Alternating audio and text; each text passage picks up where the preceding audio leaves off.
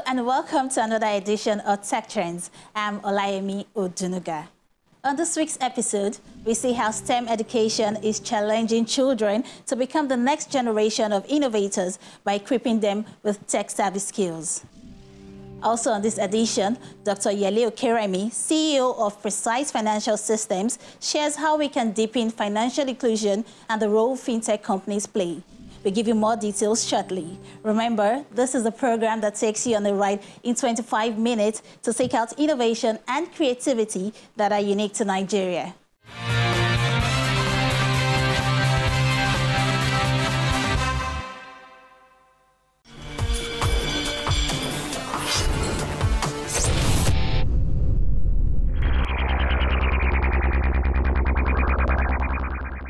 To shape today's and tomorrow's future-proof worker, schools must teach specialized hard skills, such as the STEM skills that are high in demand.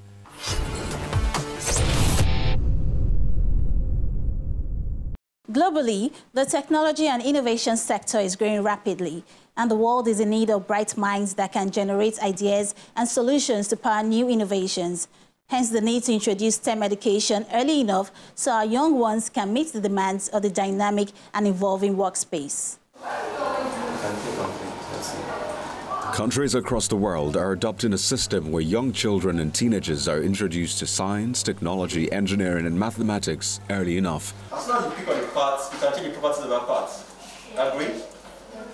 Now, Preparing today's children to become the innovators and inventors of tomorrow begins with STEM education programs, which is why for these young minds at STEM Mets, it's all about creative and computational thinking as well as innovation. now fold your foil paper onto your popsicle stick.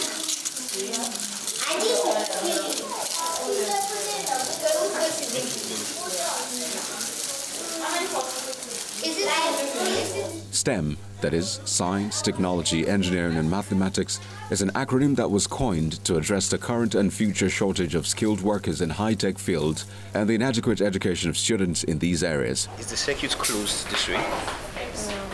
Because the positive and negative wires are not making contact, right?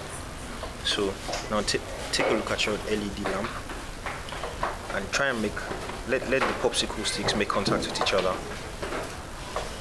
See, this closes the circuit, doesn't it? Yes. Because the wires and the foil paper are conducting the electricity, the current from the negative and the positive terminals of our cell. Now, our experiment for today shows us how to close this cell using water and salt. So now, I'm going to hold the popsicle stick inside the water, and you're going to slowly add salt to the water. So add salt to the water. Just turn the salt in. Wait a minute.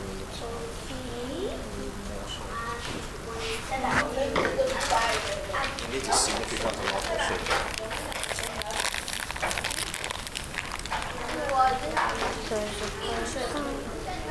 So now water is a conductor of electricity, right? Yes. But the popsicle sticks are still not making contact in the water. So now slowly add some salt to the water and watch the LED lamp. Turn it in.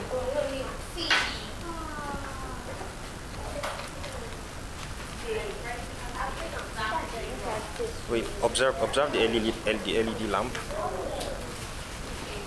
Can you see? It's lighting up. Now add more salt.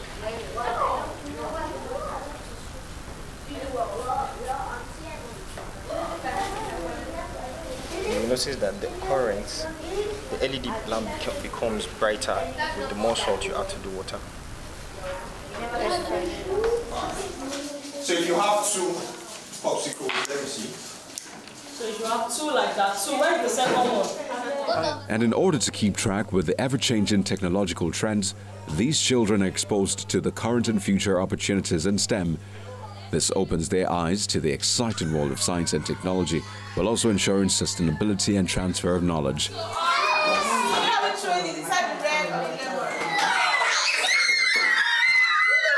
did it sink or float? STEM is hands-on, it's project-based, it's practical application to real life, it's moving away from cramming and regurgitating rote learning to a more creative way of teaching and learning. So I would say fast forward now 8 years, more schools are aware of it, more schools are incorporating some aspects of it into their teaching and learning, but I think we still have a long way to go. So STEM is not coding, and coding is not STEM. So oftentimes when parents and schools approach us, oh, do you do STEM, do you do coding? Coding is the T, the technology aspect, and it's just even one small aspect of it. So how are we doing? Well, a lot better than we were 8 years ago when we started. A lot of schools are still using it as an optional after-school program. We believe that it should be available to all children. So our dream is really for every school to have STEM as a subject scheduled in the timetable for the children, because all children should have access to developing those skills that the STEM education offers. Chukwuyalu Delzo is an 8-year-old who aims to become a mechanical engineer.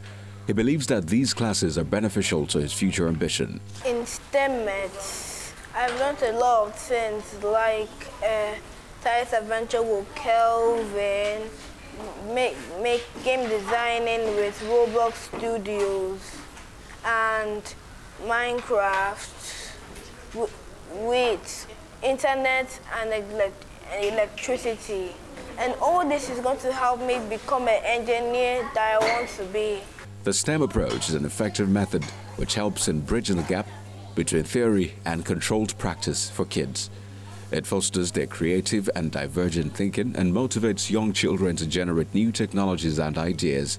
Our objective is to train them on how to think, not what to think. So developing creative thinking, problem solving. Our education system, unfortunately, hasn't changed in the last 3 decades or so. It's not matching, what is going on globally and educationally. So for us, it was important to find programs that is not just another cramming, but really hands-on applications. So the idea is to explore areas of creativity, which could involve science experiments, could involve sound, could involve design thinking, all around unleashing that creative mindset. If you're able to think and problem solve, you're able to, create, you're able to apply whatever concepts. So you don't have to know the subject. You can approach something and say, because you have a systematic way of thinking. So we want to raise thinkers. We want to raise people who will create businesses, who will come up with ideas that will improve the economic development of our country. And they also have those skills that they'll be able to get high-level, meaningful jobs. The unemployment rate in our country is huge. We have a lot of graduates, but not all of them have relevant skills. So for us, developing those skills from foundational years when they're young, just as they're learning their ABCs 1, 2, 3, they're learning creative thinking concepts. This is a simple circuit, and it uses chemicals. It uses chemical to power the LED light. When the switch is not on, the circuit is not complete, so the light doesn't come on. But when it's on, the light comes on.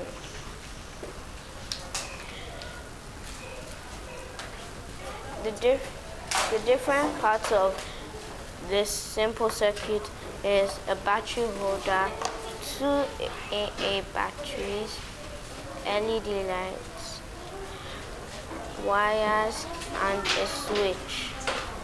STEM education focuses on logical thought processes and problem solving, allowing students to succeed in any field. Building a strong STEM foundation now will set students up for success in future by challenging them to think critically and come up with their own solutions.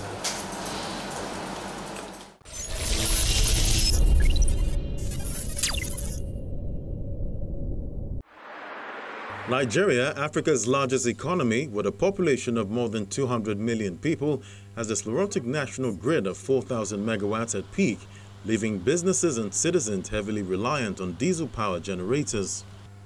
But with diesel costs rising, especially amid the war in Ukraine, Businesses are said to be increasingly abandoning generators for solar. The price of diesel, not subsidized like petrol, has nearly tripled to 800 naira a litre.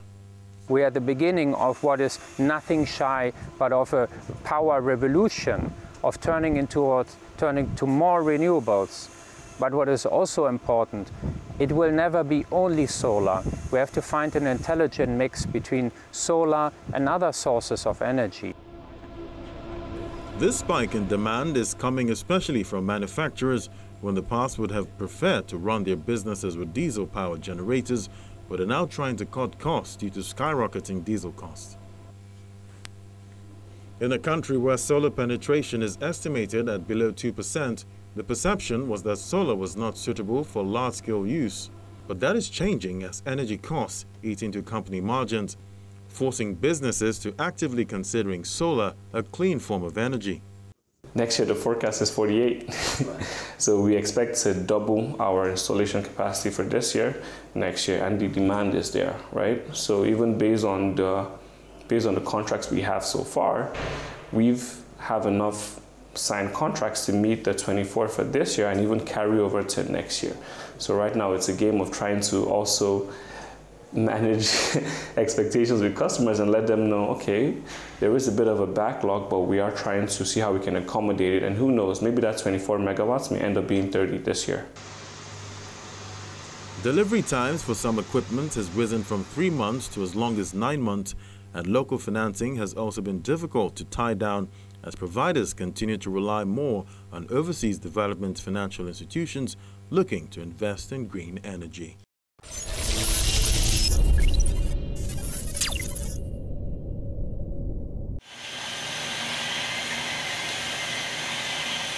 A team of researchers in Japan have developed a snake-shaped robot that can climb up high steps, navigate through narrow spaces, and even give you a leg massage.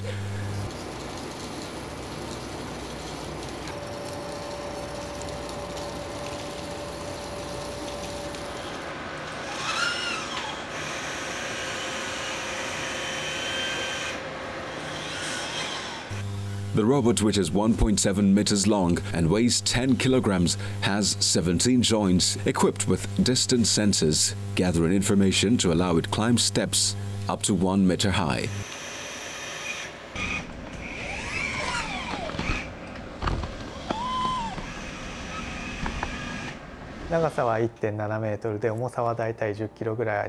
The snake-shaped robot collects information from distance sensors that are mounted on the bottom of its body to climb up steps. These sensors can detect whether each wheel is on a step or is hanging in the air, so that the robot can move joints at the right time to avoid hitting the step. Its mainframe was created using a 3D printer, and about 40 motors are installed inside. It can be controlled by a game console which gives instructions to the robot's head, so other parts of the body can take actions automatically calculated by computer programs.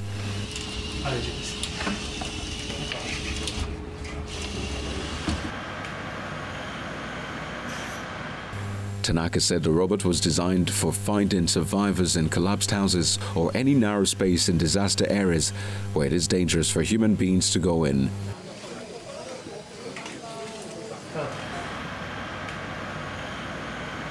It can also help people to conduct simple tasks such as turning off water valve with an extra device attached to the top of the robot's head.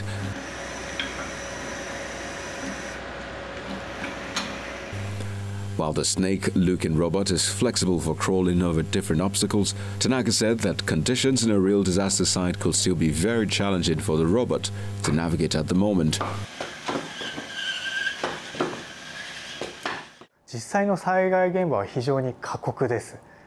Conditions in a real disaster site are extremely cruel. The robot may get stuck in situations that we didn't expect, such as being caught by wires or something like beddings that have less friction against the wheels.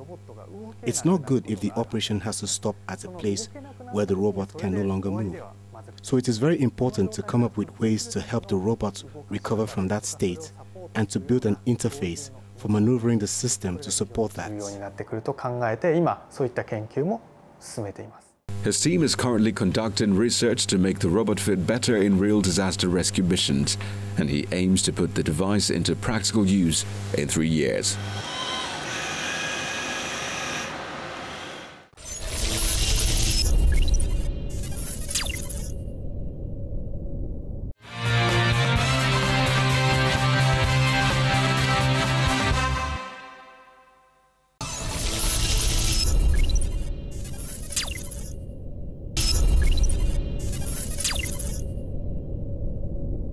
The Nigerian fintech industry recently has grown exponentially, attracting funding from both local and foreign investors.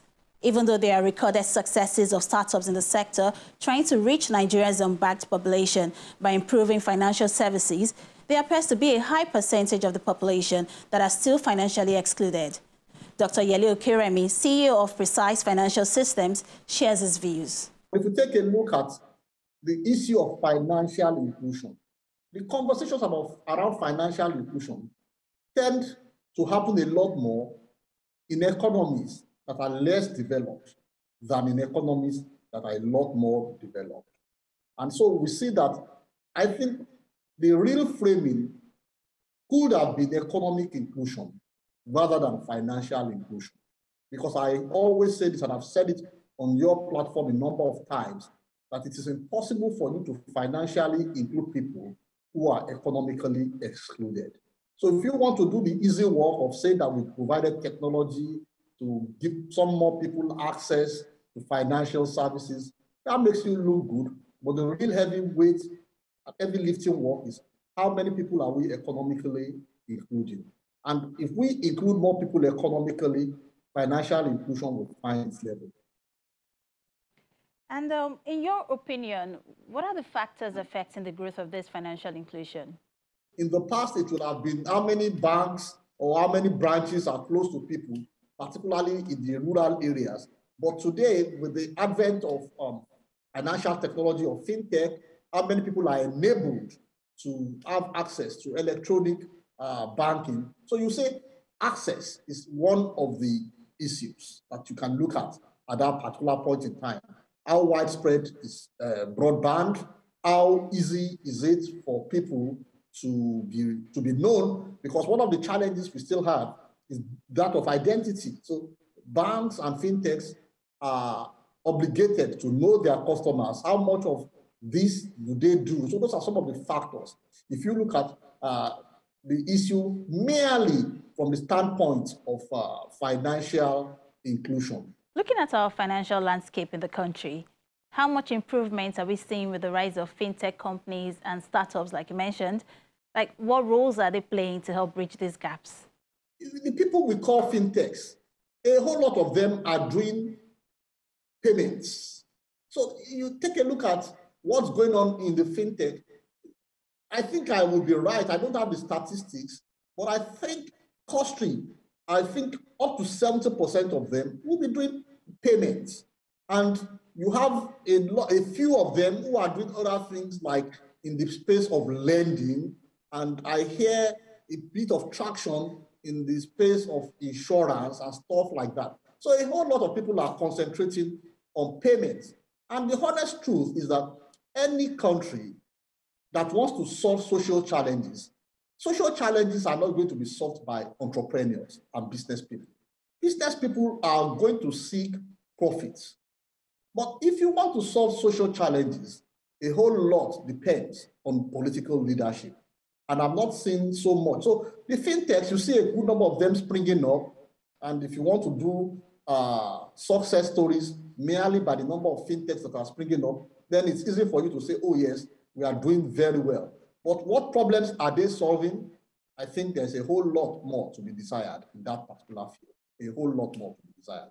So are you saying the fintechs aren't doing enough in trying to bridge the financial gaps? The fintechs are doing a lot to make money for themselves. But, of course, to paint a good narrative and to look good, of course, they would say that they are trying to, bridge financial gap. But let's take a real look at it. What are they doing? I've said it. A good number of them are doing payments. What is innovative about payment that NIPS has really not done? NIPS has done a whole lot of work in that space. So everybody is just trying to cut into that space. But I think the real work is in bringing people who are outside the banking sector into the banking sector.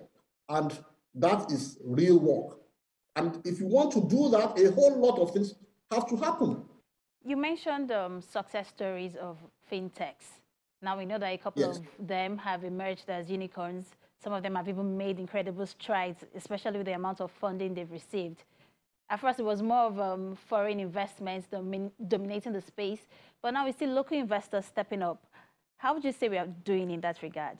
The fintechs are doing well, making money for themselves, which is, if you ask many of them, they will tell you that their objective is to maximize the wealth of their shareholders. Their objective is probably not to solve some of the problems that you would, or the government would want them to solve. So to the extent that they are creating value for their shareholders, they are happy. And like you rightly said about investments, again, we are playing catch up, we are playing laggards. We have allowed the landscape to be dominated by foreigners. And just like you say, Nigerians, we are used to seeing or investing in things that we can see rather than things that we cannot see.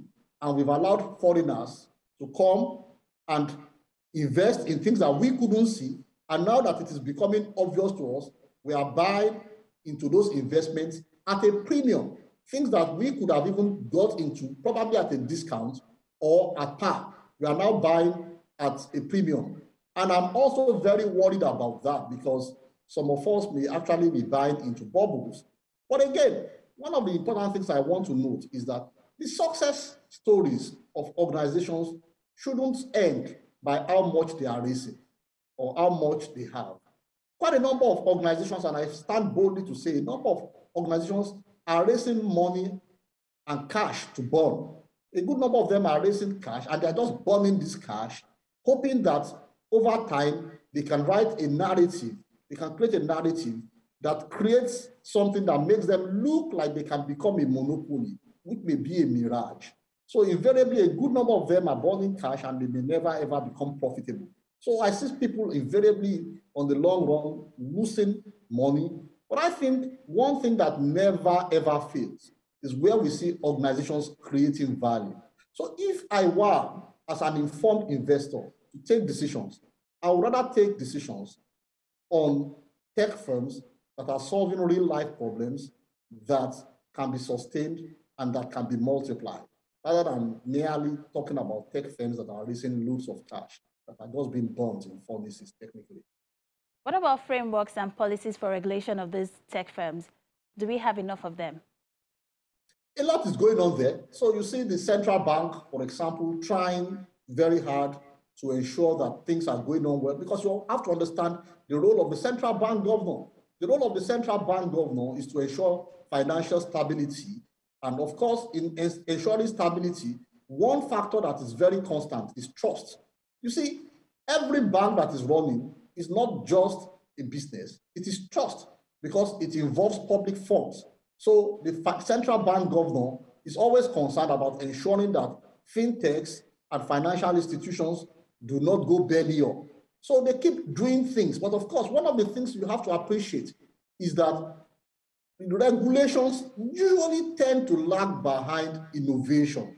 But I see today that the central bank is trying, they have very smart people there who also are able to anticipate what may happen.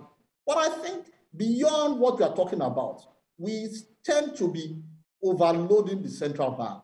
We tend to overlabor them, and we are beginning to bring the central bank into domains that are ordinarily not supposed to be their areas. So ordinarily speaking, the job of the central bank governor is to ensure monetary policy stability, ensure that our exchange rate is good, ensure that inflation is under control, ensure that money supply is good. But when we are talking about the issues that I was talking about in terms of economic inclusion, those will have to be addressed through fiscal policies and social policies of government. These are things that no central bank governor has purview over.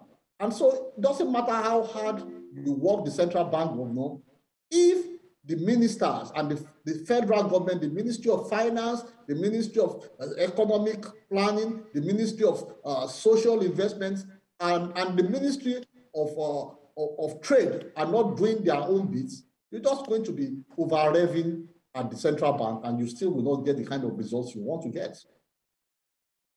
Well, thank you so much for joining us on the program. With all pleasure.